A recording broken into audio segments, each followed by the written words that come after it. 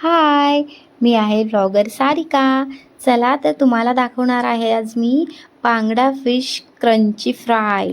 तर पाहू शकताय तुम्ही क्रंचीपणा दिसतच आहे.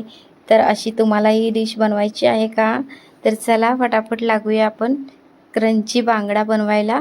तर इथे पाहू शकताय मी खूप छान असे बांगडे स्वच्छ धुवून घेतलेले आहेत आणि ताजे ताजे बांगडे आणलेले आहेत. इथे पाहू शकताय खूप छान स्वच्छ धुवून घेतलेले आहेत, त्यांना कट्स मारलेले आहेत मी.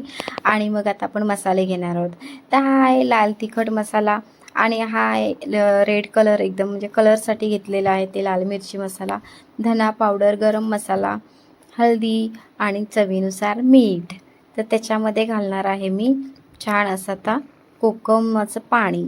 तर हे कोकमाचं पाणी आहे आणि त्याच्यामध्ये कमी पडत असेल आपल्याला थोडंसं ग्रेव्हीसारखं असं आपल्याला करायचं आहे, कारण जेणेकरून आपल्या मच्छीला व्यवस्थित लागावं. तर त्याच्यामध्ये थोडंसं आपण साधं पाणी घालायचं.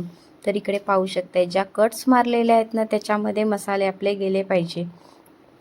तर पूर्ण व्यवस्थित आपण त्यांना लावून घ्यायचं आणि एक 5 मिनटं ठेवून द्यायचं मॅरिनेट व्हायला. तर खूप छान मॅरिनेट झालेली आहे मच्छी.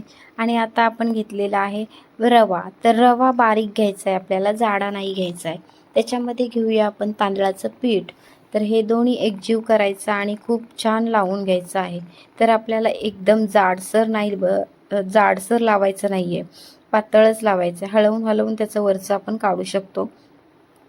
जाडसर लावल्याने ते वरचं थर राहणार नाही, लगेच निघून जाणार. तर इथे पाहू शकताय मी कसं लावून घेतलेलं आहे. तर छान अशा तव्यावरती आपण घालूया. आता क्रंची फ्राय करूया आपण त्यांना. मीडियम गॅसवरती आपल्याला फ्राय करायचे आहेत. डिश कशी वाटली माझी नक्की लाईक शेअर कमेंट करून मला सांगा.